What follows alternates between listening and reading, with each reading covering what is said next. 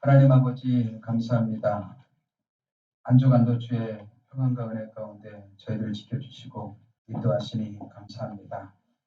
여러 가지 사연이 있고 또 여러 가지 사건들이 우리 가운데 펼쳐지지만 우리가 우리의 소망 되신 주님 바라봅니다. 언제나 주님께서 우리 힘이 되어주시고 능력 되시기 때문입니다. 오늘도 예배 가운데 함께하여 주시고 우리의 소망이 되어주시고 생명이 되어주시고 능력 되어 주옵소서. 주의 말씀을 들을 때 잘 깨닫는 지혜와 마음을 허락하여 주옵소서. 감사하고 예수님의 이름으로 기도합니다. 아멘. 오늘 하나님 말씀 누가복음 6장 43절에서 45절 말씀 같이 보겠습니다.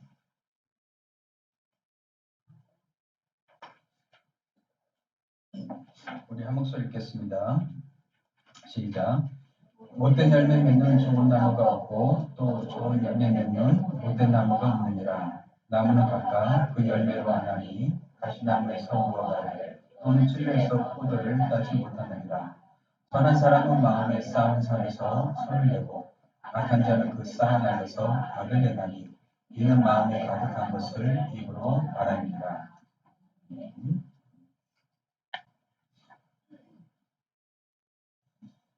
우리가 인생 살아가면서 많은 인생의 숙제가 있는 것 같습니다. 학교 다닐 때 숙제로 끝나는 것으로 생각했는데 인생을 살다 보니까 여러 가지 주어진 숙제들이 있는 것 같습니다. 그 숙제들 속에서 우리가 어떻게 그 숙제를 풀어갈 것인가, 어떻게 헤쳐나갈 것인가. 때로는 그 숙제 앞에서 우리가 지혜가 부족하기 때문에, 우리의 능력이 부족하기 때문에 안타까워하기도 하고 힘들어하기도 하죠. 그럼에도 불구하고 그 숙제를 풀어가면서 또 많은 지혜도 생기고 또 성장도 있는 줄 믿습니다. 최근에 좋은 책을 하나 제가 읽게 되었는데요. 말그릇이라는 책입니다. 작가는 김윤나 씨가 쓰신 책인데 여러분들이 꼭 이 책 한번 읽어봤으면 좋겠습니다. 이 책을 읽으면서 참 나의 삶의 말그릇이 참 작았구나. 그것을 깨닫게 됩니다. 말그릇을 참 키워가야 되는데 우리가 살아가면서 재산은 불릴 수 있습니다. 여러 가지 사람들을 또 인간관계도 이렇게 불릴 수 있지만 마음의 그릇을 키워가는 사람은 그렇게 많지 않은 것 같아요. 그리고 말그릇을 이렇게 키워가는 사람이 많지 않은 것 같습니다. 저도 이 책을 읽으면서 많은 지혜와 통찰과 또 깨달음과 반성을 이렇게 하게 되었습니다. 이 책에서 나오는 이야기인데 15살짜리 소녀가 지금 당장 결혼하고 싶어 한다면 당신은 그녀에게 어떤 말을 해주고 싶을까? 베를린 지혜 프로젝트라는 그 실험에서 이런 질문을 이렇게 던졌습니다. 여러분들은 어떻게 얘기하겠습니까? 만약 그 15살 된 그 소녀가 내 딸이고 그리고 내 제자라면 여러분 어떻겠습니까? 참 쉽지 않겠죠. 먼저 감정이 올라올지도 모르겠습니다. 그래서 거친 말을 내뱉을 수도 있고 마음에 그런 엄청난 요동이 일어나게 될 거라고 생각이 듭니다. 근데 이 질문에 대해서 두 가지 반응이 일어났습니다. 한쪽은 이렇게 거칠고 아주 그리고 절대 안 된다는 그런 이야기를 하는 쪽과 그 다음에 또 한쪽에서는 이렇게 다양한 이런 이야기를 했습니다. 쉬운 질문처럼 보이지만 사실 쉽지 않아. 15살에 결혼하는 건 누구나 반대할 거야. 하지만 특수한 경우라는 게 있으니까 예를 들어서 그녀에게 살 날이 얼마 남지 않았다면 아니면 부모 친척이 없이 이 세상에 홀로 남겨졌다면 혹은 일찍 결혼하는 문화권에 사는 소녀일 수도 있지. 무엇보다 우리는 충고하기 전에 먼저 그녀와 대화를 나눠봐야 해. 그래서 그녀의 상황과 감정과 마음에 대해 알아봐야 해. 그러니까 상대방에 대한 어떤 감정과 마음, 상황을 우리가 알아보기 전에 나의 평가가 먼저 나가기 뉴스라는 것이죠. 우리는 쉽게 우리가 내뱉는 말에 대해서 생각을 해보지 못하는 것 같습니다. 그냥 무의식적으로 우리가 어떤 감정과 상황에 따라서 그냥 무심코 내뱉는 말들이 굉장히 많죠. 그 말에 대해서 깊이 고민하고 생각하고 내가 왜 이런 말을 하지 이렇게 따져보는 사람들이 그렇게 많지 않은 것 같아요. 근데 이 저자는 우리의 말그릇을 이렇게 키워가야 함을 필요성을 이렇게 얘기해주고 있습니다. 이 질문을 통해서 현명한 사람이란 어떤 사람인가? 이런 질문에 대한 답을 이렇게 내놓습니다. 여러 가지 상황과 상식적으로 받아들일 수 없는 사건 앞에서도 감정을 다스릴 줄 아는 것, 그리고 고정된 관점을 고집하는 대신에 상황의 맥락을 이해하고 유연한 태도를 보일 줄 아는 것. 이러한 사람들이 현명한 사람이고 말그릇이 큰 사람이라고 이렇게 얘기하고 있습니다. 그러니까 말을 담아내는 그릇이 크다는 것이죠. 하지만 그릇이 좁고 얕은 사람들은요, 생각하는 대로 그리고 말하고 싶은 대로 말을 쏟아놓는다고 합니다. 그냥 내 감정과 생각에 따라 그냥 막 무심코 쏟아놓는다는 것이죠. 저는 이 글을 읽으면서 저 자신을 굉장히 많이 반성하게 됩니다. 이렇게 감정적이다 보니까 감정에 치우쳐서 이렇게 말을 쏟아놓을 때가 많은 건데 살아가면서 성장해가면서 다른 무엇보다도 인생의 숙제가 여러 가지 우리에게 다가오는 사건과 그 사연들 여러 가지 어떤 일들이 있는데 그 일들보다도 우리의 마음의 그릇을 키워가는 것, 말의 그릇을 키워가는 것이 참 중요하겠구나 이런 생각을 가져봤습니다. 우리가 신앙생활을 하게 되면은 점점점 성장하는 것이 주님께서 우리에게 바라시는 기대겠죠. 우리가 자녀들에게 기대하는 것처럼 자녀들이 아름답게 성장하고 자라가는 것을 기대하는 것처럼 하나님도 우리 그리스도인들을 향해서 성장하고 성숙해가는 것이 신앙의 목표고 방향이라고 믿습니다. 예수님을 닮은 사람, 예수님을 닮은 사람이 어떤 사람인가? 예수님처럼 말을 하고 예수님처럼 행동하고 예수님처럼 삶을 살아가는 사람이 예수님을 닮아가는 사람이겠죠. 그래서 한 번쯤은 우리가 나 자신을 한 번씩 이렇게 점검해 봤으면 좋겠습니다. 우리의 마음의 그릇과 그다음에 말그릇 이런 것들을 한번 점검해 보시면서 우리 자신이 어떻게 성장해 가고 있는지 한번 돌이켜 보았으면 좋겠습니다. 그렇다면 예수님은 가르치실 때 어떻게 가르치셨는가? 그리고 그의 마음에서 어떻게 사람들을 대하셨는가? 오늘 말씀을 통해서 한번 그것을 살펴보려고 합니다. 여러분들 예수님의 가르침은 다른 사람들의 가르침과 달랐죠. 마태복음 7장에 보면 예수님의 말씀을 듣고 사람들의 평가가 이렇게 반응을 했습니다. 한번 같이 읽어보시겠습니다. 시작. 예수께서 이 말씀을 마치심에 무리들이 그의 가르치심에 놀라니 이는 그 가르치시는 것이 권위 있는 자와 같고 그들의 서기관들과 같지 아니하니라. 예수님께서 말씀을 전하셨어요. 무리들을 가르치셨습니다. 늘 예수님은 어딜 가시든지 사람들을 가르치셨습니다.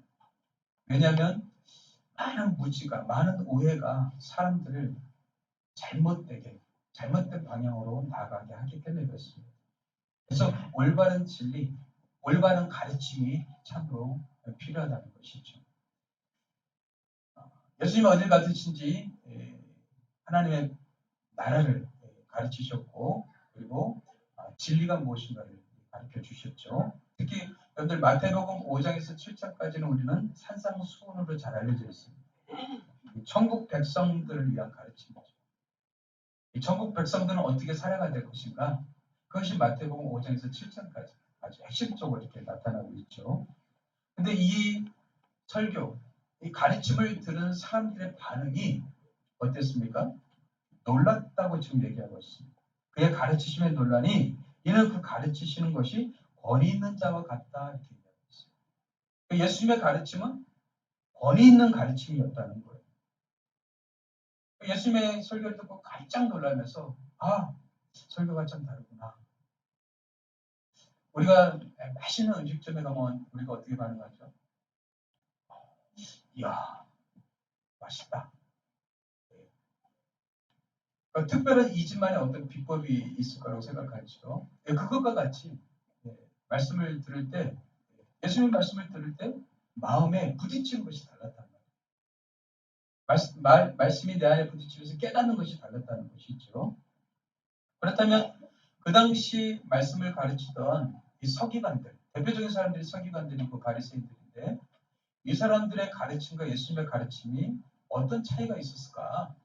어떤 차이가 있었기 때문에 예수님의 말씀은 권위 있는 가르침이다 이렇게 받아들여졌는가? 한번 그것을 한번 살펴보려고 합니다.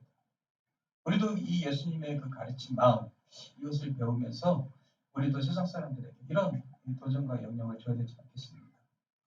그렇다면 예수님과 서기관의 그 가르침의 차이가 뭘까요? 어떤 차이가 있을까요? 보통 우리는 어떤 설교나 어떤 강의를 들었을 때 그렇게 반응하죠. 아 재밌다. 아 은혜 받았다. 아 참 말 잘한다. 말솜씨가 참 좋다. 말솜씨가 참 세련되다. 이런 다양한 그런 반응들을 하게 됩니다. 이것은 여러분들 설교의 내용보다 설교 스타일이죠. 보통 우리는 어렸을 때부터 부모와 여러 가지 환경 속에서 자라왔기 때문에 자신만의 스타일이 있습니다. 참 멋있게 보이는데 저 사람 내 스타일이 아니야. 저 사람은 참 점잖게 얘기하는데 저 사람 내 스타일이 아니야.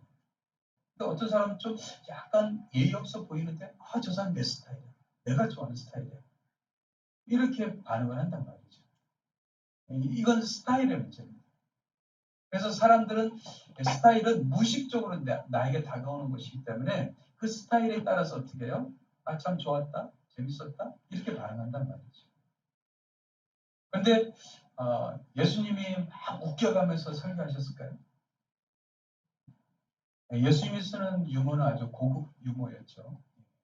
근데 사람들은 막 재미나게 막 마음을 흥분시키면서 그들을 이끌었을까요? 그렇지는 않으셨을 것 같아요. 예수님은요, 어떤 스타일보다 뭐예요? 가르침의 내용을 가지고 그들에게 다가가셨던 것 같아요. 그렇다면 어떻게 달랐을까? 어떤 그 당시 서기관들과 어떤 차이가 있었을까? 마태복음에 예수님이 설교하신 내용을 보면 우리가 그것을 파악해 볼 수가 있습니다. 마태복음 5장 21절 22절에 이 말씀 있죠. 우리가 마태복음 다 읽어봤기 때문에 아시죠? 우리 한번 같이 읽어보겠습니다. 시작.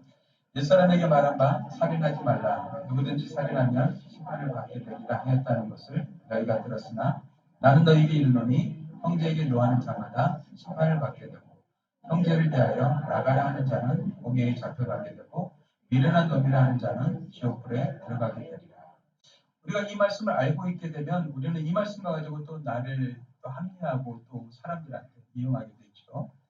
성경에 라가를 하지 말라고 그랬어? 이 라가는 이 바보, 천치 이런 뜻입니다. 너 나한테 바보라고 했어? 너 그럼 지옥불에 들어가게 될 거야. 이러면서 이제 말씀을 어떻게 해요? 자기한테 합리화시키고 자기를 이용하는, 좀 대변하는 그런 말씀으로 삼는 경우가 많이 있죠. 마태복음 5장 27절에도 이런 말씀이 있어요. 또 간음하지 말라 하였다는 것을 너희가 들었으나 나는 너희에게 이르노니 음욕을 품고 여자를 보는 자마다 마음에 이미 간음하였느니라. 또 마태복음 5장 43절 44절에 이런 말씀이 있습니다. 또 내 이웃을 사랑하고 내 원수를 미워하라 하였다는 것을 너희가 들었으나 나는 너희에게 이르노니 너희 원수를 사랑하며 너희를 박해하는 자를 위하여 기도하라. 그럼 우리는 박해하지 말고 기도해야 되겠구나. 보통 우리가 이렇게 받아들이죠. 그죠? 우리가 그렇게 본다면 말씀을 좀 피상적으로 보는 겁니다. 지금 세 개의 말씀을 제가 인용하고 있는데 이 세 개의 말씀에서 공통적으로 나타나는 단어들이 있습니다. 어떤 거죠? 제가 빨갛게 표시했는데 너희가 들었으나 나는 너희에게 이르노니. 그러니까 너희가 들었다 이 말은 무슨 뜻입니까? 그 당시 서기관들을 통해서 어떻게 해요? 말씀을 들었다는 거죠. 서기관들의 가르침이었다는 거예요. 그 당시 유대인들의 가르침이었다는 것이죠. 그렇다면 나는 너에게 이르노니 그러면서 예수 이렇게 말씀하셨다는 것은 예수님께서 어떻게 해요? 그것을 새롭게 가르치고 있다는 것이죠. 그렇다면 여러분들 어, 본문이나 내용은 똑같다는 겁니다. 그 당시 서기관들과 유대인들이 가진 본문 구약 성경이었겠죠. 구약 성경을 어떻게 해요? 그들 나름대로 해석을 해줬단 말이에요. 그리고 그 해석을 어떻게 해요? 삶 가운데 적용시키고 있어요. 우리 이거 많이 보지 않습니까? 이 패턴? 이게 뭡니까? 예, 말씀 목사. 예, 김 목사가 이렇게 늘 그냥 수시로 강조하고 끊임없이 여러분들한테 요구하고 강조하는 것, 이 말씀 묵상이죠. 누구에게는 이 본문이 있는데, 이 말씀 내용이 있는데, 예, 그것을 해석하고 적용하는 게 다른 거죠. 서기관들은 그럼 어떻게 해석했다는 겁니까? 서기관들은요, 그들은 어떻게 해석했어요? 너희가 이렇게 들었다. 내 이웃을 사랑하라. 내 원수를 미워하지 마라. 그 말씀이죠, 그죠? 말씀 그 자체를 들은 겁니다. 그 말씀을 그 자체로 듣게 되면 어디에 초점을 맞추게 되죠? 행위에 초점 맞추게 된단 말이죠. 근데 예수님께서는 그 행위보다 뭐예요? 그 행위를 이끌어내는 마음에 초점을 맞췄단 말이죠. 이 차이가 있었다는 거예요. 행위가 아니라 마음을 들여다봤다는 거예요. 그래서 보통 우리는 행동을 보고 어떻게 해요? 그것을 평가하고 판단하게 되죠. 그래서 적절하고 합당한 행위가 되면 우리는 칭찬하고 그렇지 않으면 우리는 비난하고 책망하는 그런 모습이죠. 그러나 예수님은 어떻게 해요? 행위보다도 마음을 들여다봤다는 것이죠. 본문은 같았지만 해석이 달랐습니다. 해석이 다르니까 적용도 달라지겠죠. 어쩌면 우리는 전부 다 이 세상을 다 해석하면서 살고 있습니다. 그 해석의 그 기준이 무엇입니까? 여러분들이 자라오면서 가졌던 그 생각들, 경험들, 여러분들이 배웠던 것들, 이런 모든 것들이 여러분들의 해석하는 그 기준이 된다는 겁니다. 여러분들 왜 이단들이라고 하죠? 이단들이 왜 이단입니까? 그들은 뭐가 다른 겁니까? 해석이 다른 거죠. 그들도 우리 같이 성경을 갖고 있습니다. 구약과 신약을 갖고 있단 말이에요. 근데 뭐가 다른 거예요? 해석이 다른 거죠. 똑같은 사건을 통해서 어떤 사람은 긍정적으로 생각하고 어떤 사람은 부정적으로 생각해요. 왜 그래요? 해석이 다르기 때문에 그렇습니다. 그래서 여러분들 해석이 참 중요합니다. 어떻게 해석할 것인가. 여러분들이 그냥 성장해 오면서 자라왔던 그 배경을 갖고 해석할 것인가 아니면 진리의 말씀의 기준에서 그것을 해석할 것인가. 크리스찬이란 어떤 사람입니까? 있는 그대로 내 생각대로 생각하는 사람들이 아니란 거예요. 진리의 말씀을 가지고 해석하는 사람들. 그래서 우리가 성경을 읽고 묵상해야 되는 겁니다. 그리고 나의 어그러지고 비틀어진 생각들을 어떻게 해요? 그것을 수정하고 교정해 가야 된단 말이죠. 이런 과정이 없으면 절대 성장이 일어나지 않는다는 겁니다. 마음 그릇을 키워갈 수도 없고요. 또한 말그릇은, 그런데 말그릇은 마음에서 나오는 거죠. 마음의 생각이 소리를 입혀서 나타나는 게 말 아니겠습니까? 그 마음에서 나오기 때문에 마음을 키워가지 않으면 말그릇도 커질 수 없다는 것입니다. 그래서 여러분들 올바른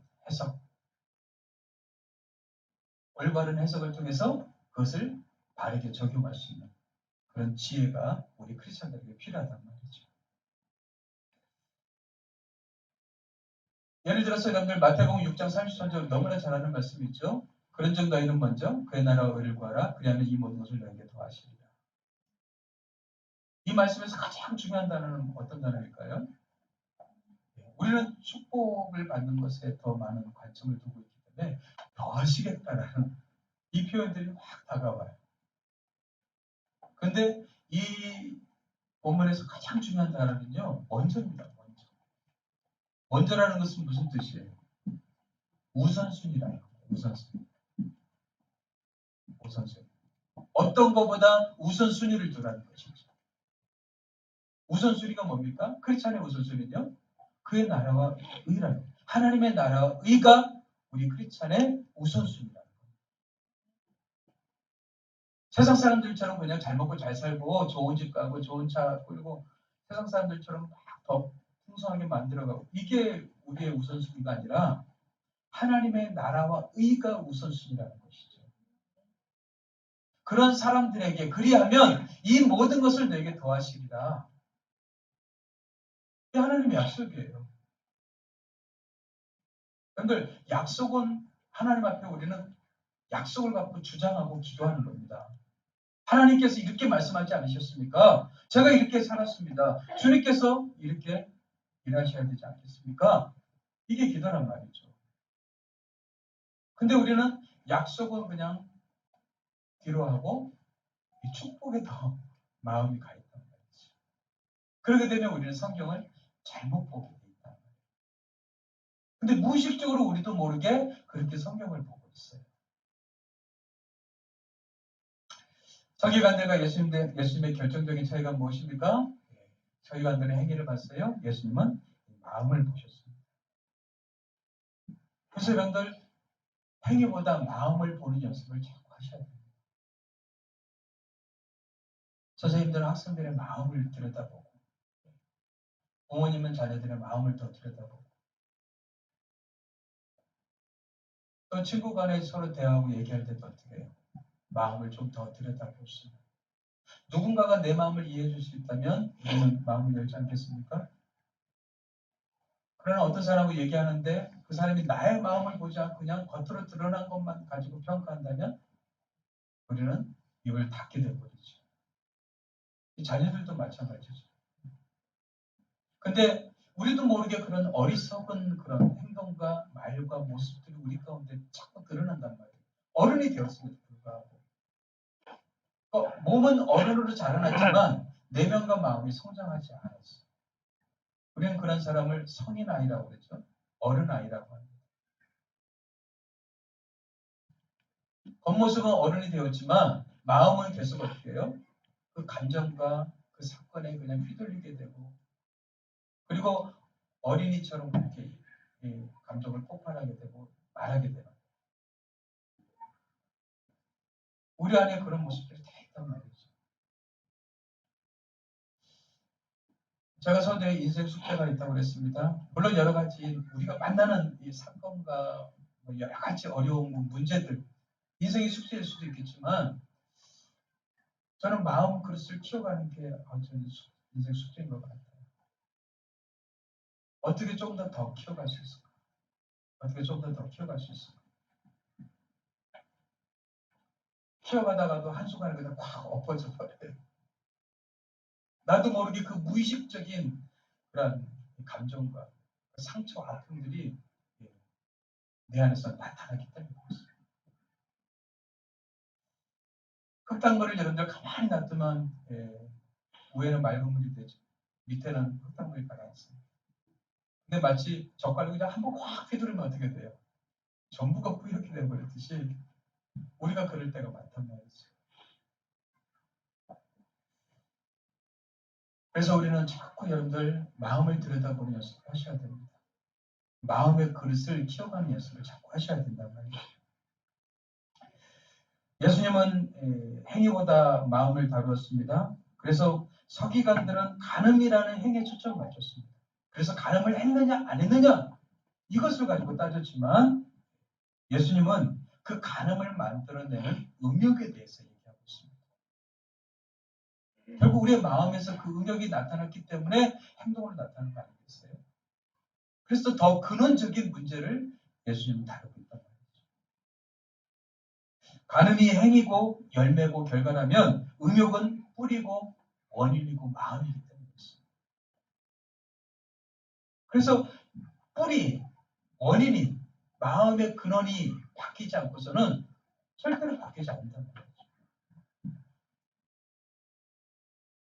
그래서 성경은 우리한테 얘기합니다. 무릇 지킬 만한 것보다 더욱 내 마음을 지키라.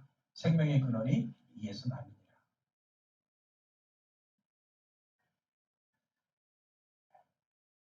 바리새인과 여러분들 세리 또 그리고 창기, 성경에는 이런 인물들이 많이 나타났죠. 근데 여러분들 행위라는 기준으로 보면 여러분들 바리새인은 어떻습니까?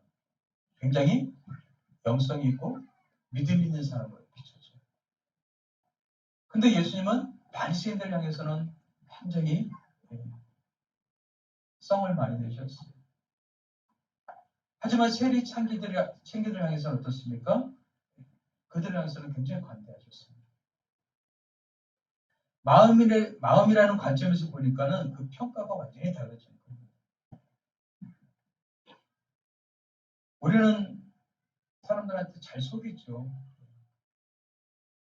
겉으로 우리는 다른 사람들한테 우리는 멋있는 사람을 비춰주기 원하기 때문에 잘 속입니다. 그러나 가족들 사이에서는 어떻게 해요? 속일 수가 없죠. 집에 있었던 그 모습들을 밖에서도 그대로 표현하고 돌출한다면 여러분 어떻겠습니까? 우리는 실망감들이 굉장히 많아질 것 같아요.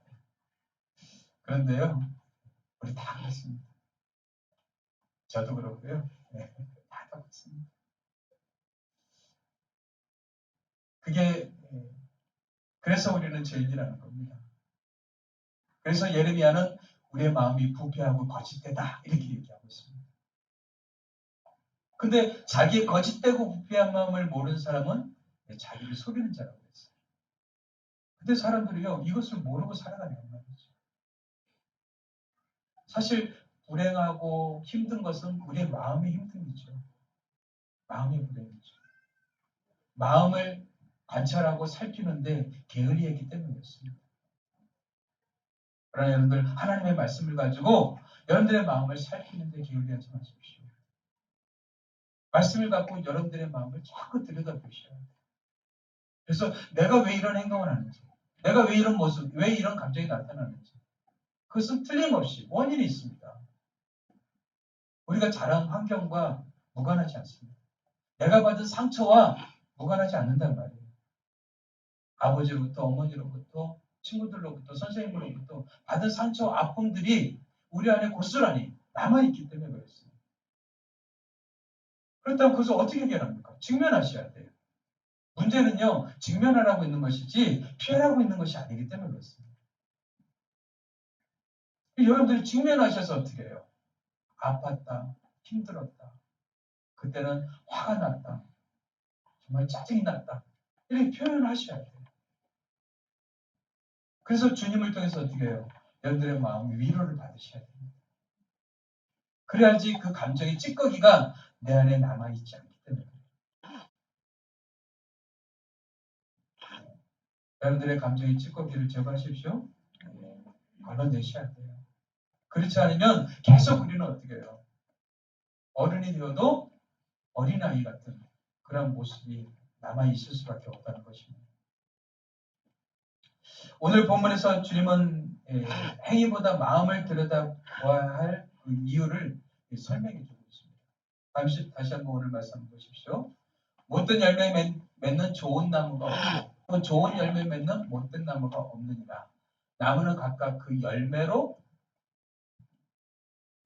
아나니 가시나무에서 무화과를 또는 찔레에서 포도를 따지 못하느니라. 선한 사람은 마음에 쌓은 선에서 선을 내고 악한 자는 그 쌓은 악에서 악을 내나니 이는 마음에 가득한 것을 입으로 말합니다. 쌓은 선에서 쌓은 악에서. 근데 그걸 다 어디에서 쌓습니까?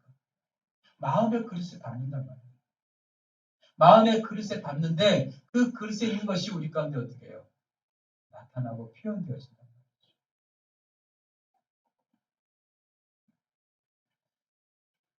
예수님은 나무를 가지고 우리의 마음을 지금 설명해 주고 있습니다. 쉽게 얘기하면 우리 저 뒤에 보리수 나무가 있는데 보리수 나무에서 사과를 기대하는 사람은 없다는 거죠. 그런데 또 옆에 보면 체리나무가 있습니다. 제가 체리나무를 이렇게 들여다보니까는 체리가 하나도 안 열려요. 체리나무에서 올해는 좀 그래도 작년에 6개 따먹었기 때문에 올해는 한 30개 정도 기대했는데 전혀 맺지를 못하는 거예요.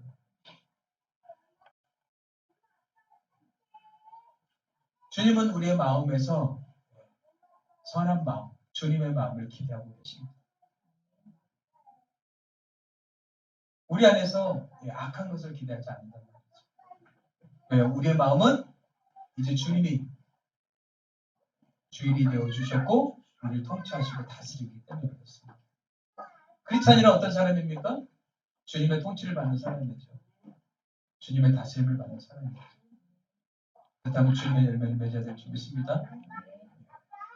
여러분들의 마음속에 그런 열매가 맺히도록 여러분들의 마음을 살피십시오.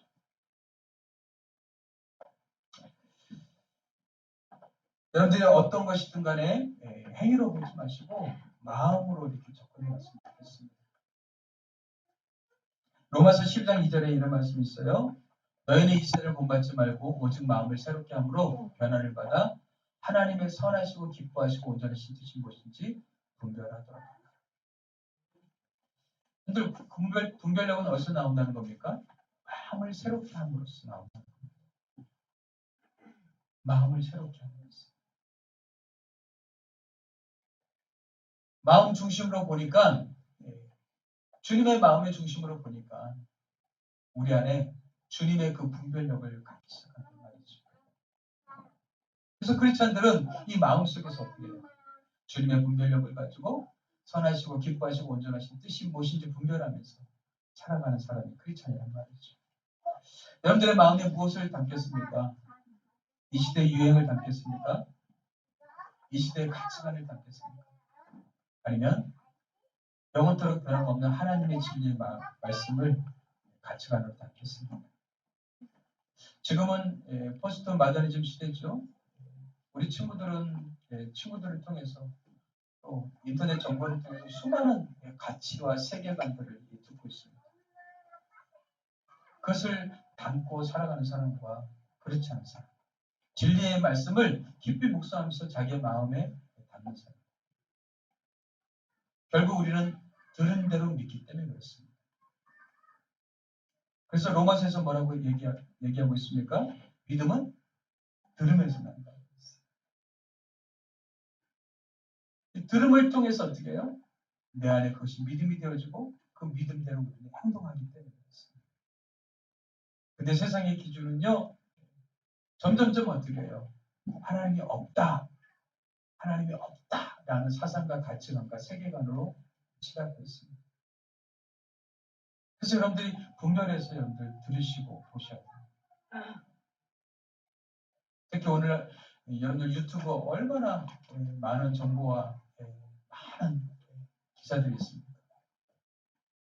근데 그것을 판별하고 분별하고 식별할 수 있어야 되는데 그것을 식별하지 못한단 말이죠.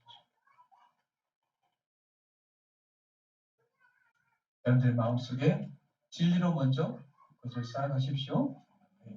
제가 늘 그 비유로 들었던 말씀이 있죠.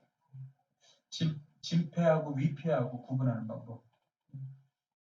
위폐를 들여다보는 게 아니라 진폐를 어떻게 해요? 계속 들여다보면 위폐는 저절로 드러납니다. 여러분들이 무엇보다도 하나님의 말씀을 마음에 자꾸 담으십시오. 그래서 그 진리의 기준을 가지고 올바르게 해석하고 그리고 평가하고 판단하면서 살아갔으면 좋겠습니다. 참으로 힘든 시대를 살아가고 있습니다. 오히려 옛날에는 예수 믿는 것 때문에 핍박받고 박해받고 그냥 우리 끝까지 신앙 지키면 됐지만 지금은 그런 시대가 아닙니다. 우리는 시대 사상과 시대 가치관, 시대 세계관과 우리는 정면으로 부딪히면서 하나님의 진리의 말씀을 붙들고 그 진리 안에서 성장하고 성숙해 가야 될 책임을 받은 사람들입니다. 그래서 여러분들 마음 그릇을 여러분들 키워가십시오. 특히 진리의 말씀을 자꾸 담아가십시오. 진리의 말씀이 여러분들의 마음을 주장하게 하십시오. 진리의 말씀이 여러분들을 다스리게 하십시오. 하나님의 말씀의 진리의 지배를 받는 사람이 크리스찬이기 때문에 그렇습니다. 매일매일 주님의 진리를 마음 그릇에 담는 것을 포기하지 마십시오. 그래서 아름답게 성장해가는 저와 여러분들을 주님을 축복합니다. 기도하겠습니다. 하나님 아버지 감사합니다. 우리에게 진리의 말씀을 주시고 진리 안에 거하고 진리 안에서 아름답게 세워지길 원하시는 주님. 주님의 뜻대로 우리가 아름답게 성장하고 성숙하여 세상 가운데 아름다운 열매로 드러나고 나타나길 원합니다. 우리의 마음을 새롭게 하여 주옵소서. 우리를 온전히 하여 주시고 늘 주님의 진리를 가까이 하는 하나님의 사람들로 삼아 주옵소서. 감사하고 예수님의 이름으로 기도합니다. 아멘.